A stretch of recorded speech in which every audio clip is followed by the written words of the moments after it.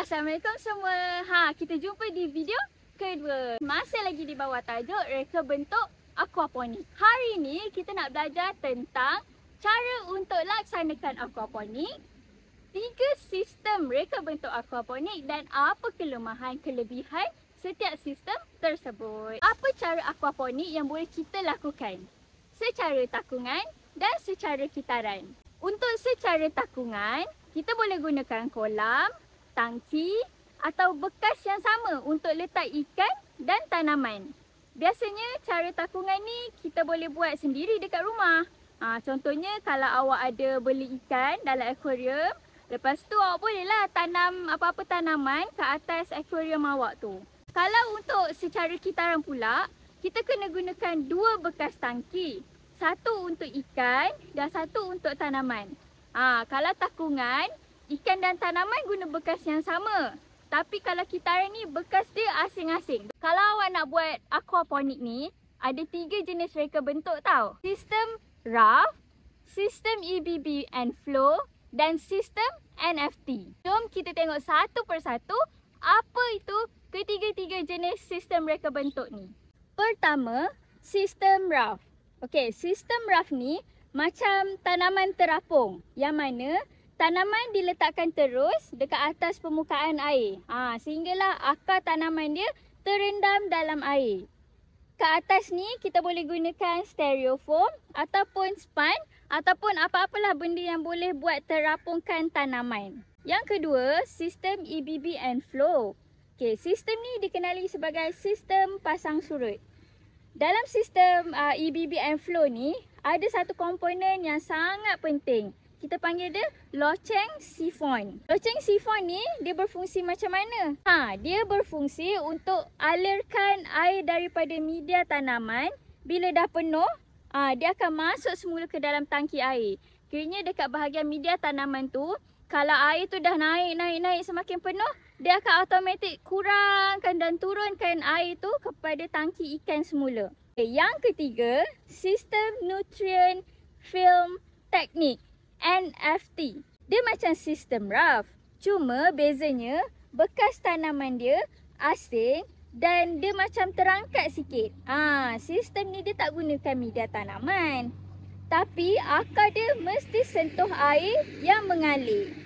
Air dia sentiasa mengalir dengan cepat dan tak boleh bertakung. Tak kisahlah awak nak gunakan apa-apa reka bentuk sistem aquaponik ni, sistem raft ke, sistem EBB and flow ke, sistem NFT ke. Yang penting awak kena tahu setiap kelebihan dan kelemahan dalam reka bentuk sistem aquaponik tu tersendiri. Kita tengok sistem pertama, sistem raft. Okey, kalau kita tengok gambar sistem raft ni, jelas kita nampak yang akar tanaman dia kan terendam dekat dalam air. Oleh itu, akarnya dapat serap nutrien secara terus daripada air. Jadi tanaman dia boleh cepatlah tumbuh membesar. Tetapi kelemahan sistem raft ni, dia mudah terdedah dengan serangan bakteria pada akar tanaman. Sebab akar dia kan terendam. Jadinya kalau guna sistem ni, kena keraplah cek keadaan air dan akar tanaman. Kalau dah nampak kotor ataupun berbau, perlulah tukarkan air tersebut. Sistem kedua pula, sistem EBB and flow. Sistem ni menggunakan media tanaman.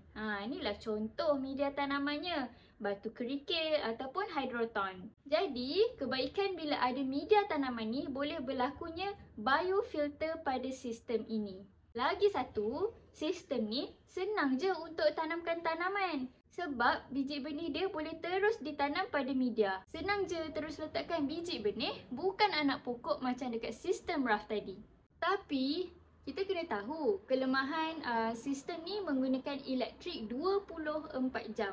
Sebab dia kan ada guna water pump untuk alirkan air ke media tanaman. Dan kelemahan kedua, kita perlu selenggara loceng sifon kalau dia tak berfungsi dengan baik. Kita tengok sistem yang terakhir pula, sistem NFT. Kebaikan sistem ni, dia gunakan air yang sangat sikit sebab akar tanaman dia tak perlu rendam macam sistem raft. Cuma air saja yang mengalir pada akar. So nutrien dia dapat serap secara terus melalui air. Tapi produktif dia tak setinggi sistem raft tadi. Kelemahan untuk sistem ni, dia perlukan penapis tambahan kerana media tanaman yang digunakan tak mampu menapis kotoran macam mana berlakunya di EBBN flow. Dan disebabkan air dia sentiasa mengalir, penyemaian biji benih tak dapat dilakukan secara terus. Okey, itu sahaja video untuk kedua kali ni. Saya harap awak semua faham dengan penerangan ringkas daripada saya. Kita jumpa di video seterusnya. Jangan lupa rehat 5 minit sekejap dengan bermain permainan word search dekat word wall. Tekan saja link dekat bawah. Jom kita rehat sekejap 5 minit.